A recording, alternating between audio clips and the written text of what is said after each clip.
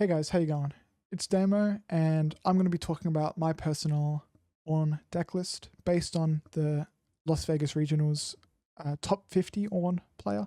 He did really well, and I think a big reason for it was that he has a correct take on Ornn. I think I share that take, and he proved it really well, getting top 50 out of Regionals. Ornn is averaging like top 200, top 300 at these Regionals in these Tiana Crown Guard deck lists. And I think a big reason on why Ornn is falling so far behind and is, the worst deck, is sometimes getting outplaced by Garen and these terrible decks, is because there's no good content. There's no real proof that Ornn can work other than what not just happened, but what recently happened with the Las Vegas Regionals. This different version of this Las Vegas Regionals is the pit crew version of this deck list. Basically, the deck just tries to make sure that it's not too far behind. So when you're playing Tiana, you're normally 5 points behind when you get Tiana down. And you have to keep that Tiana alive for 5-6 turns for you guys to be even. I think that is not achievable and repeatable, which is why these players are getting 200, 300th place. They're going through these rounds and they're not versing yellow decks or red decks that have point and click removal. And then they're dying the first second they verse a Azir or a Renata or anything that can just point and click color the WQ, like a Lux or whatever. All these decks just completely destroy your game plan. You don't have enough counter spells to kill all of their to counter all of their removal. The main goal: get a strong Ornn, get a 30-40 might Ornn like normal. Get these early game points and use Azir and your Shurelyas to gank him around and catch up on your points. You're normally either going to be even, ideally, or you're going to be behind 1 or 2 points, which is why you get your Azir and you get your Shurelyas to gank him around. This is my straightforward, basic version of pit crew Ornn. It's not much different, and I think it's just slightly more optimized, at least for my playstyle. If you guys have been playing Ornn and are playing this pit crew version differently, or if you're playing a Tiana or a Ezreal Rabadon's version of this deck and you think I'm wrong, please tell me why. I'm really trying to optimize this deck list, and there isn't much Ornn content on YouTube or even anywhere online. No one's really talking about this deck, even though it's one of the top, one of the only decks that you can play in this game. Only set 2, and some decks are completely forgotten about. So I'm going to start off talking about Pit Crew and Apprentice Smith, and my reason why I think these are great cards. First, Pit Crew gives you the ability to get these easy points safely and early. And this card is a must-have, even if you're running a different version. Things like Cloth Armor, Poro Snax, and Seal are what you're using to power this guy up early game. You run 9 of these early gears. So in your first hand, you should have 1 if you don't have Pit Crew. Even if you don't, you'll have 1 of these. And then if you do, you have Pit Crew and 1 of these, play it, turn 1 going second, turn 2 going first, and instantly push it on. And then maybe you'll even have a Seal and a Cloth Armor, push it on, take it back, keep it safe. Then I have Apprentice Smith. In my opinion, Apprentice Smith is insane. It's completely underrated, and I don't think people are understanding why this card is good. People are calling for bans for Stellacorn, and Stellacorn is really good. It's an insane card. The thing is, Apprentice Smith is even better than Stellacorn in Ornn. Stellacorn is 4 might, 4 cost, 3 might when I move, draw 1. I'll put it on screen now. Apprentice Smith is 2 cost, 2 might when I move, draw if it's a gear. Half of my deck is gear, so it's draw half a card. The idea is that it is a 2-drop, which is better than a 4 cost. Because you can play it turn 1, obviously. And you want those early points, so it's even better. And you're drawing half a card, so it's half of Stellacorn. It's 2 cost, but it's more power. So basically, I think that this is even better than Stellacorn in power, and it's a 2-drop. So I think this card is completely overlooked. It's completely insane when you think about it. I think when you read it without the context of half of it's half a draw, it's half a Silicorn, I think that makes this easy to understand why this card is so good. And then Azir. My one thing I'll say about Azir is you should be equipping a GA, a World Atlas, maybe even a Shurelya's. Probably not a Shurelya's. Sometimes a Shurelya's, actually. It getting Singularity loses you the game often. The fact that it can get Singularity and just insta-die is really bad. So you want to be attaching at least one might to get it to 7, and then I think if it dies, it dies. But getting it to 7 is good. I'll talk about gears. This is the exact same as the Las Vegas Regionals, except I removed Azonia's, which is in my, I have a consideration board that I've just added. It's in my consideration. Should I add back 1 or even 2 Zonias? I'll talk about why later. 3 Cloth Armor is really good with Ornn Forge. In particular, 3 Cloth Armor, 4 Pit Crew, really good. Cloth Armor, Quick Attach, really good. If they hit my Apprentice Smith with a 3 might unit, I'm holding up 1 to bluff a Defy, which you should be doing with green. You should be bluffing that you have counter spells in hand. I have Apprentice Smith. You hit me with 3 Cloth Armor, easy. Then Ornn's Forge. If I'm tapped out, I can still play it. Each turn, my friendly gears cost 1 less. It's really strong. GA, this isn't optional. 3 GA, must have. Better Zonias, always run it. 3 Poro Snax, 1 cost, gear, draw 1, insane. I don't think this is optional. 3 seals, you deramp yourself so much. This costs power, this costs power, this costs power. Attaching everything costs power. You should run 3 seals. And then Shurelya's is the best gear in the game. And there's a reason it's a signature gear.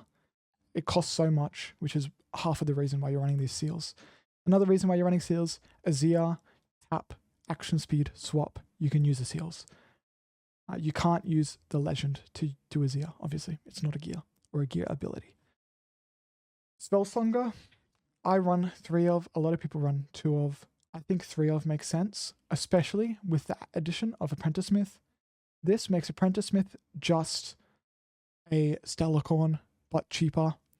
And if you need your Svellsongur back because your Svellsongur on Ornn died for whatever reason, got salvaged, you can just throw it in, let it die, draw 1 or 2, depending on your luck. And you should put it back on the Ornn.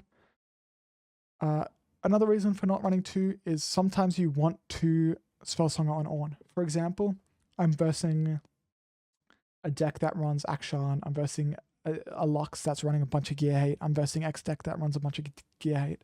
I might put 2 Svellsongurs on it so that I make sure I never need a 50 might Ornn that the Svellsongur will give me, but making it 30 might when my Svellsongur dies is very valuable.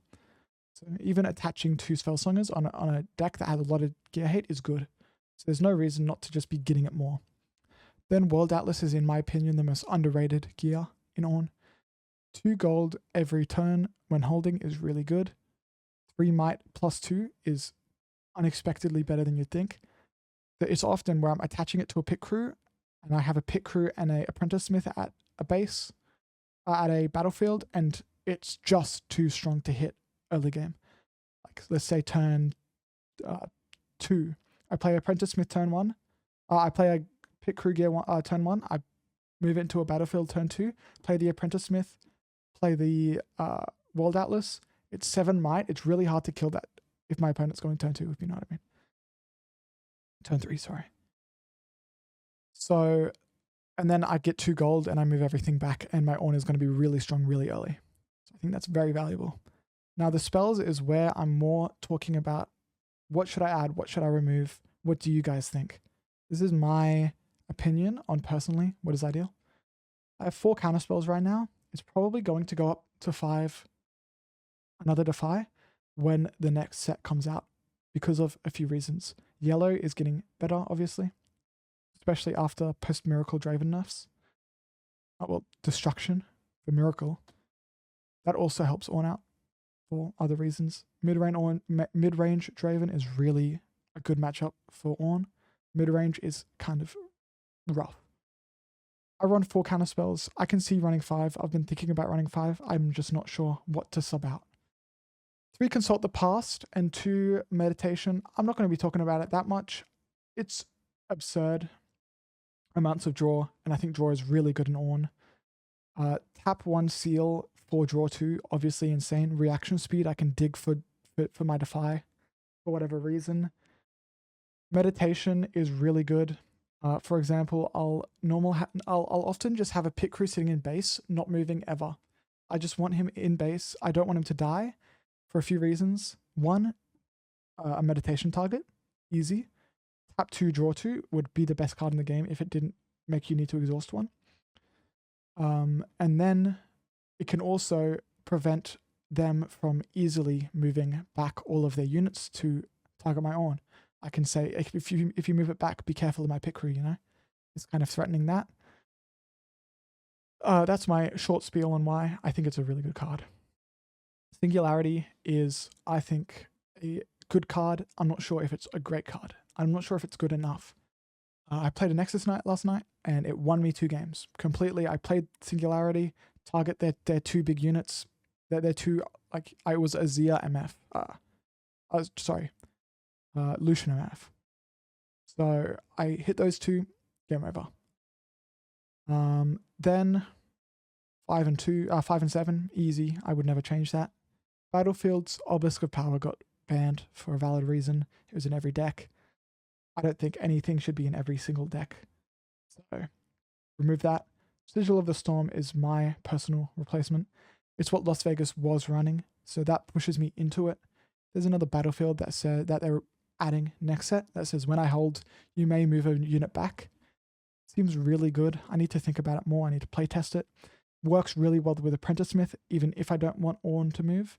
And it's a free Ornn. I can sub out Azir for whatever in the sideboard. So that's my main list. A few sideboard things. 3 more counter spells. I've actually changed it to 1 not so fast, 2 win wall. So that's just a small change I've made, which I haven't added here. A Forgefire Cape. It's good into Ornn, to Azir, Victor. It's useless into everything else. I'm even thinking about, do I even want to run it? I think I do, because Ornn and Azir, Victor and Azir are really strong. Coming into post-Miracle Draven ban and all of this new yellow stuff that we're getting. Vilemaw, really strong. I think this card is really strong in Azir. I have this Pit Crew sitting in base that I'm talking about. Pit Crewing into their thing, playing Vilemaw, really strong. And then another thing, I want to hold with Vilemaw, get my, when I hold draw 1, add 2 World Atlases into it. Anything under 12 might can't hit it. Every time I hold, I draw 1 and generate 4 gear, 4 gold. Insane. I'm just not so sure what I'm solving it into and out of yet. I don't have enough experience in learning what to sideboard it into, but it sounds really strong in my opinion. Turn to Dust is an insane card. It shouldn't be in blue. To my knowledge, you can't give a gear temporary if it's attached. It loses all of the keywords once it gets attached. Can't gain keywords. So tell me if I'm wrong about that, but it means it's not strong into Ornn. You just need to be, like, you need to know against blue after the next set comes out. I can't play a Svellsongur on bench and pass. It's just going to get killed. So I need to play around, you know, I can play a Poro Snax or a Seal or whatever. They're just going to get killed. It is what it is. But I want to play the GA the same turn I'm playing an Ornn. Just another thing to think about. This card is way too strong. It's absurd. Frankly, I don't understand why this card is given to blue. It's really good. We're running it Aurora. We want to kill Aurora. We want to kill things like in a Lucian deck, Triforce, or the gear that says when I conquer, do hold effects. I want to kill the Lucian, and then I can kill the gear that turn, obviously. It's better versus Ornn because my Ornn's not dying, and if it is dying, it's getting GA recalled, which means all of my gears can't be given temporary, to my knowledge. Then I'll talk about my considerations really quickly. Charm is just a kill spell. It sounds really strong. A lot of decks run it. Las Vegas regionals ran it in sideboard. I'm not sure what I need a kill spell verse. I think Singularity is really strong. I can kill 2 things. It's really expensive, obviously, and it deramps me a turn. It kind of makes me the same mana I was last turn, which obviously you don't want as Ornn. But 6 damage to 2 units is often to kill 2 units. I don't know what deck I would run a kill spell into. Let me know what you run Charm into. I don't think it's good enough to run. Zhonya's, I need more opinions, more experience, more time. And I need to know what the hell am I removing it for. I feel like I need this much draw to consistently get my Azirs, consistently get my Shurelyas. Find Your Center is just worse than Meditation, in my opinion. I won't talk too much about it. A lot of decks run it. It's too late to play it for only 1 mana, and it's just not better than Meditation before that. TTW is really good versus Ahri, and I've never ran it into a deck where I said I wish I had TTW except for Ahri. That's not good enough personally for me to have in sideboard, but let me know what you guys think. Emperor's Divide is really good. It's a hidden card, which I need more of, which is why I'm thinking Zhonya's and Emperor's Divide, because if I've played my 5th hidden Consult the Past, you're going to say, well, this guy has only Consult the Past hidden. It's only 1 turn, so it's not great. It moves to trigger my Apprentice Smith. I'm just not sure about it. I've playtested it, and it hasn't felt bad, but it hasn't felt good. Convergent Mutation is kind of like Charm, where it reads like the best card in the game. I give my pit crew 20 might, and it's in base, or 30 might, or whatever my Ornn has, and it hits, and it kills their whole board, and the game's over. But in my experience, it hasn't been that great. But I want to know what you guys think. That's kind of why I'm posting this video. See what the general consensus is, because there is no Ornn content that I have found. So this is my personal Ornn deck list. This is what I think is ideal. Thank you guys for sitting through my yap sesh. I just thought I should do a deck list breakdown, because there aren't really any actual deck list breakdowns for Ornn. I think Ornn is really strong, and I think it has the potential to be even stronger. So I'm going to be posting some more gameplay videos. I'm going to be learning the game more, and all of that. So if you guys have any thoughts, please let me know what I need to change. This, in my opinion, is what I have seen the best Ornn deck list, in my opinion. So thank you guys for watching, and I'll hopefully be posting some gameplay soon. Bye-bye.